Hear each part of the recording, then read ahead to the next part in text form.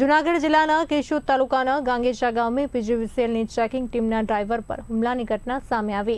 માહિતી અનુસાર જેતપુર પીજીવીસીએલની ટીમ નિયમિત ચેકિંગ કામગીરી માટે ગામમાં પહોંચી હતી ત્યારે 3 શખ્સોએ અમારા ઘરે તમે શું કામે આવ્યા કહી ટીમના ડ્રાઈવરને પકડીને માર માર્યો।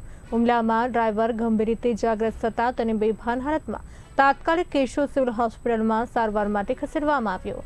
ઘટનાની જાણ થતાં કેશોદ પોલીસ હોસ્પિટલ પહોંચી હતી અને સમગ્ર મામલે વધુ તપાસ શરૂ કરી। અમે ગાંગેચા ગામમાં સવારે 8 વાગે બીટ ચેકિંગમાં ગયેલા ને ત્યાં અમારી સાથે પીએસઆઈ સાહેબ હતા, વાઢેર સાહેબ, અમારા રાદડિયા સાહેબ, અમારા લાઈન પરમારભાઈ, એ લોકો અંદર ઘરમાં ચેકિંગ કરવા ગયા। તે દરમિયાન હું ગાડી પાસે ઊભો હતો અને 3 અજાણ્યા શખ્સો આવી અને મારી ઉપર હુમલો કર્યો। તમે અહીંયા અમારા ગામમાં શું કામ આવ્યા?